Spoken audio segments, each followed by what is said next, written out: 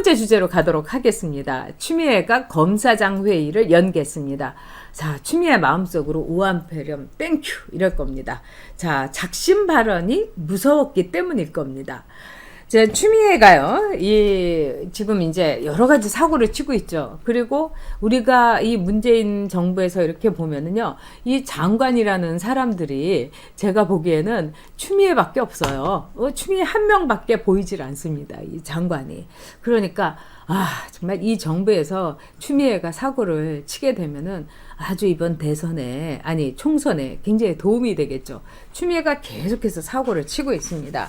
그 중에 이제 사고가 뭐냐. 한마디로 추미애가 이런 얘기를 했죠. 미국이 우한폐렴 사태를 굉장히 정치적으로 다루고 있다. 이게 어저께, 김어준의 뉴스 공장에 나와서 추미애가 한 말이라고 합니다. 미국이 우한폐렴 사태를 아주 정치적으로 대처하고 있다. 이게 무슨 뜻이겠습니까? 미국이 우한폐렴을 막 부추겨가지고 중국에 대해서 일종의 무역전쟁에서 내놓고 하던 거를 우한폐렴 핑계를 대면서 아주 정치적으로 우한폐렴을 이용하고 있다. 야, 이거는요, 참 무서운 발언입니다. 그리고 한 나라에 그것도 한미동맹하고로 연결되어 있는 나라의 장관으로서 이건 할 말이 아닙니다. 이런 말은요, 중국의 장관이 했다면, 장관이 했다면, 그런가 보다 할 말이지만, 정말 추미애가 해서는 안 될 말입니다. 그런 점에서, 이 추미애는요, 징계를 먹어야 될 형편인데도 불구하고, 지금 계속해서 문재인 정권에서 문재인과 추미애, 이 두 사람이 우리나라를 이끌어가는 것 같습니다.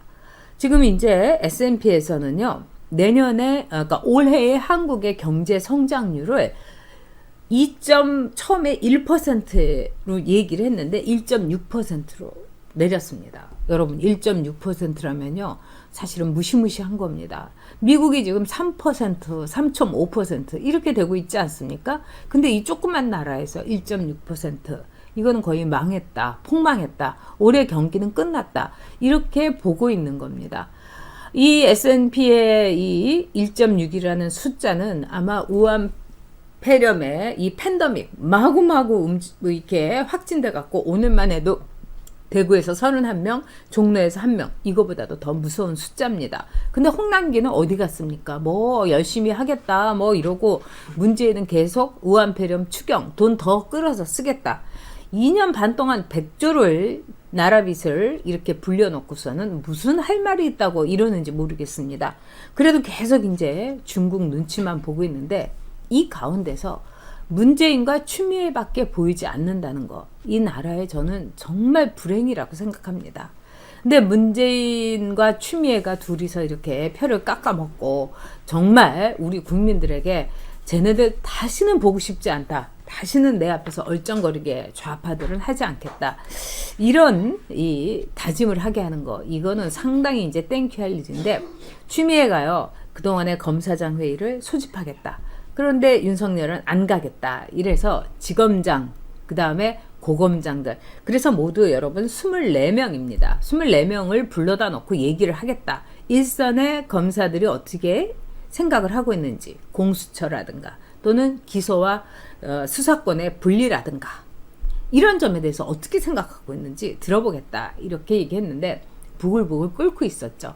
더구나 이제 김태원이라는 사람이 뭐 검사들이 이거 생중계 해달라, 뭐 노무현도 생중계 했는데 추미애 하는 거 왜 생중계 못하냐 하니까, 이 사람이 이제 추미애의 방패막이로 생중계는 불가한다, 절대로 안 된다, 이러니까 지금 일선 검사들이 이 프로스에다가 마구마구 글을 올린 겁니다. 무슨 소리냐, 추미애가 다 끝나고 나가지고 무슨 말하자면 왜곡하는 말을 할 수도 있고, 우리 일선 검사들은 이거 용납 못한다 뭐 이러면서 아주 시끄러웠어요. 그렇기 때문에 지금 검찰 내부에서는 이때 좀 이거 해가지고 정말 활활 타고 있는데 기름을 지고 들어가는 거나 마찬가지니까, 화약 지고 추미애가 폭탄이 들어가는 거니까 제발 하지 말아라, 이런 의견이 있었는데 추미애가 끝까지 하겠다 이러다가 너무 사태가 심상치 않았던 겁니다. 특히 어저께요. 그래서 추미애가 개망신 당하고, 어떻게 보면은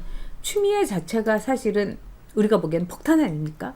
근데 지금 부글부글 끓고 있는, 활활 타고 있는 이 검사장들에게 들어가가지고 추미애가 아마 제가 보기에는 그림이 논리적으로 당하지 못해갖고 하나하나 이제 추미애의 논리를 검사장들이 격파를 할 겁니다. 그럼 대책이 없고 대망신을 당하는 거예요. 추미애가 판사 출신이긴 하지만 판사를 했던 기간이 그렇게 길지가 않고, 또 정치적으로 볼 때 추미애가 그동안의 추미애의 정치 행보를 보면은 스마트한 사람이라는 생각이 저는 들지 않았습니다. 어떻게 보면은 참 황당한 발언을 너무 많이 했고, 뭐 정치적으로도 지금 보면 문제의 드루킹 이거를 야기한 자살골을 넣은 게 추미애 아니겠습니까? 그런 점에서 이번에 추미애의 자살골, 아주 이거는 정권에 폭탄을 던지는 자살골을 정말 수류탄을 안고 추미애가 이렇게 껴안고 자폭할 뻔했는데, 그런 점에서 하도 법무부 안에서 말리니까, 그리고 검사들이 부글부글하고, 그리고 오늘 윤석열은 광주로 갔습니다. 이런 점에 있어서 추미애가 아마 감당이 어려워서 이제 안 하기로 한 겁니다. 핑계는 아주 좋았죠. 우한폐렴. 근데 여러분, 물론 단체가 모이면 안 됩니다. 근데 신천지 교회처럼요, 이렇게 무릎 꿇고 앉아갖고 바로 이렇게 다닥다닥 붙어가지고 막 그 의자도 없이, 이 공간이 없지 않습니까? 그런데 아주 그냥 이렇게 막 다닥다닥 붙은 신천지 교회도 아니고, 그 넓은, 저도 이제 법무부에 그 7층 거기 가봤습니다만 정말 넓습니다, 여러분. 거기서는 아무 걱정 안 해도 돼요. 근데 24명의 전국의 고검장, 지검장하고 추미애하고 뭐 그렇게 해봤자 30명 되는 모임인데, 이거를 우한폐렴을 이 핑계를 대다니 참 궁색합니다. 근데 지금 추미애의 처지가 아주 궁색하다, 이렇게밖에 볼 수가 없는 거죠. 네, 여러분께서 지금 많은 의견을 올려주셨습니다. 꼴통령 문재인님께서요, 추미애 김남국 진심으로 응원하고 있습니다. 아, 네, 저도 그렇습니다. 김정명님, 미국 욕하면서 자기 아들은 카투샤. 그렇죠, 카투사. 그 추미애 아들은 분명한 탈영입니다. 그렇기 때문에 이거에 대해서는요, 지금 검찰에도 고발이 돼 있고, 그래서 수사를 하게 되면은 추미애가 사실은 지금 검찰과 또는 뭐 이런 점에서 우리 검찰이 아마 싹 뒤집어서 이 진실을 파헤칠 거라고 생각합니다. 아주 검찰 쪽에서는 검사들이 이를 악물고 추미애 아들의 이 문제를 수사할 거 아닙니까? 그리고 참 다행인 거는 군 조직이라든가 경찰, 검사 조직은 모든 것을 서류로서, 리튼 폼으로서 남기는 조직입니다. 그래서 그 당시에 서류가 다 남아있고, 어디서 이름도 보도 못한 듣보잡 상사가 걔 그냥 처리해줘, 이렇게 한 게 다 기록에 남아있기 때문에 추미애로서는 상당히 이미 빼박 증거에 둘러싸여 있는 겁니다. 그래서 추미애의 경우는 끝이 안 좋을 겁니다. 네, 스윗드림님, 네, 아유, 새로운 헤어스타일 반응이 좋아서 다행입니다. 네, 자, 봉봉님, 우한폐렴 난린데 누구는 봉준호하고 점심 먹고 열난다. 저도 진짜 그렇습니다. 이제 그만하면 됐지 않습니까? 그리고 정말 이것도 다 문재인 덕분이다, 이러면서 이 봉준호를 비롯해서 거기에 온 배우들하고 뭐 또 일부러 이제 조정하지 않겠습니까? 뭐 이렇게 문재인에 대해서 한 말씀 해주십시오. 어저께 이 김정숙이가 이제 확 시장을 이제 돌아봤는데, 그 전에 그 꿀도 안 파는 건어물 상해 가서 꿀을 뭐 40kg를 해달라고 하고, 이게 도대체 뭐 하는 짓입니까, 여러분? 응? 아니, 지금 상인들이 사람이 없어서 파리를 날리는데 건어물 상에서 꿀도 팔라. 저 꿀 전문 상점도 있고요. 그거 김정숙이 무슨 뭐 꿀을 담아가지고 뭐 우한폐렴 거기 확진자들한테 보낸다. 아니, 꿀도 안 파는 데 가서 갑자기 급조를 해서 꿀을 40kg를. 그러니까 꿀 팔지도 않던 그 건어물상의 주인이 이거 가격을 어떻게 매겨야 될지 모르겠다, 뭐 이렇게 했다는 거 아닙니까? 아니, 지금이 어느 시절이라고. 지금 세상이 이렇게 변했는데 이렇게 억지 쇼를 할 필요가 있겠습니까? 그리고 거기에다가 또 상인들한테 뭐 김정숙한테 좋은 말 해달라고 얘기를 하고, 정말.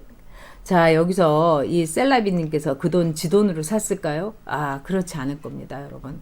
이 부속실에서는요, 이 영부인이 이렇게 활동비라는 게 있습니다. 판공비가 있기 때문에 그 판공비로 했을 겁니다. 제가 봐도 이건 100%예요. 그리고 그동안에 뭐 청와대에 들어가면은 뭐 자기네들 식구들 칫솔질, 그 다음에, 옷 사입고 뭐 이런 것도 다 내 돈으로 하겠다는데 내 돈으로 하지 않지 않습니까? 지금 김정숙이가 외국 가고 이러는 거는 정상 방문, 공식적인 행사에 입는 옷은 판공비에서 나가게 돼 있는 겁니다. 국가 세금 지원이에요. 그러니까 그런 옷들은 엄청나게 비싼 옷 사 입고, 제가 보기에는 아마 증거를 남기려고 뭐 칫솔 몇 개 산 거, 뭐 이런 거는 자기네 돈으로 샀다고 아마 증거를 남길 가능성도 있습니다. 그러나 그럼 뭐 합니까? 응? 멀쩡한 대통령 딸이 외국으로 튀어가지고 지금 그 경호비만 9억, 10억 하는데요. 정말 용서할 수 없는 일입니다. 네. 그리고 아마 김정숙에 대해서는 앞으로 털 게 많을 겁니다. 저는 일단은 경인선 문제, 즉 경인선의 존재에 대해서 알고서 그렇게 외치고 막 그냥 밑에서 말리는데도 불구하고 갔지 않습니까? 그런 점에서 김정숙이 드루킹하고의 관계라든가, 그리고 김정숙이 드루킹과 경인선의 존재에 대해서 어떻게 그렇게 잘 알고 있었을까? 그런 점에서 김정숙과 문재인, 드루킹, 김경수 여러분 다 엮을 수 있습니다. 그래서 빨리 우리가 이번 총선에, 저도 이제 지금 이 총선에서 나오는 이 여러 가지 이제 미래통합당 좀 안타깝긴 합니다. 그러나 어떻게 불협화음이 없이 통합이 되겠습니까? 그래서 저는 그냥 국민의 한 마음으로 무조건 이 통합을 하고, 그 다음에 공천 깔끔하게 하고요. 그리고 이제 그 대신에 진짜 제가 볼 때는 이 황교안, 이 선거운동, 종로에서의 선거운동은 좀 누군가가 제대로 해줘야 된다고 생각을 합니다. 지금 황교안 옆에 있는 사람들이 너무 이 전략이 없다고 할까요? 어저께도 이제 그 황교안 뭐 시키는 대로 다 할 겁니다. 이렇게 대표님 이렇게 이 동선을 이렇게 가야 됩니다. 그러니까 이 황교안 이분이 너무 뭐라고 할까요? 정치적인 센스가 없어요. 그러니까 어저께 종로구에 맛집 투어를 한 거예요. 뭐 해화동 칼국수 뭐 너무 맛있습니다. 여기 한번 오시고 이국 국물말 좋다. 자, 이게 지금요 우리 국민들 정서에 다가옵니까? 아닌 거죠. 종로 구민들도 다가오지 않습니다. 왜? 종로구에 우한 폐렴 확진자들이 많았기 때문에.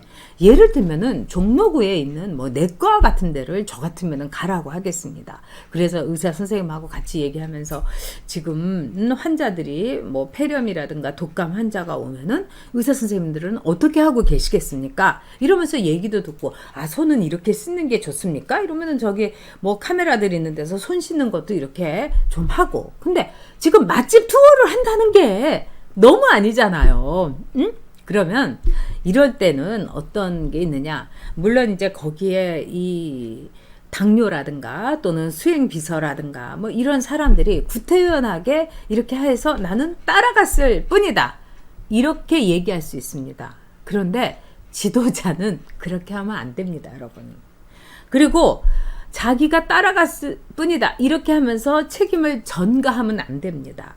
저도 이제 국회의원을 할 때 제가 이 반기문 총장에 대해서 대변인을 할 때 정말 이 자격 없다 이러면서 제가 반기문 총장에 대해서 아주 비난 성명을 낸 적이 있어요. 근데 그때 그 성명을 저희 이제 그 제가 없을 때 저희 보좌관이 이제 그 성명에 대해서 이제 이 좀 날석에 낸 거예요. 그래서 그런 경우는 별로 없는데 막 그 기자들이 달라고 하니까 또 이제 제 보좌관이 기자 출신이었으니까 자기가 이제 낸 거죠. 근데 보니까 굉장히 뭐 물러나라 뭐 이렇게까지 된 거예요. 그래서 저한테 비난이 많이 쏟아졌지만 제가 그거 감수했습니다. 왜? 저한테 이 인도수를 받지 않았지만 그거는 저의 보좌관이기 때문에 제가 책임을 져야 되는 거예요. 그래서 지도자는요 무한 책임을 지는 겁니다. 그래서 어저께 맛집 투어에 대해서도 비난이 많은데 보좌관들이 가라고 해서 갔다 이러지 말고 그거는 그냥 덮고, 이제부터는 좀 이 정치적인 센스를 자기의 그 생각, 그러니까 황교안 대표의 자기 생각으로 좀 했으면 좋겠습니다. 저 같으면 병원을 가서 내과 의사 선생님 또는 뭐 간호사 선생님, 그 다음에 거기 요양하는 병원도 있고 어르신 시설이 있을 거 아닙니까?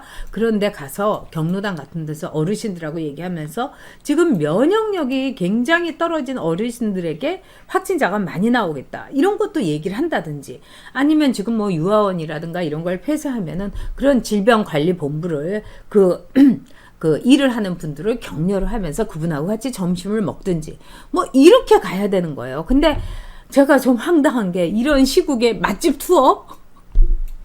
이러면 안 되는 거예요. 그래서 이 황교안 대표가 후보로서 이 정치적인 감이나 또는 제가 보기엔 너무 센스가 떨어져요. 그래서 이런 문제는 주변에서 뭐라고 할까요? 좀 전문가를 모시고 전략적으로 해야 되는 거예요. 그래서 너무 걱정이 됩니다. 그러니까 뭐 HKK님께서 내과 좋다 이러면은 이 황교안 대표 이 게시판 같은 데 있잖아요. 미래통합당 이런 데 좀 올려주시면은 참 좋겠습니다. 자.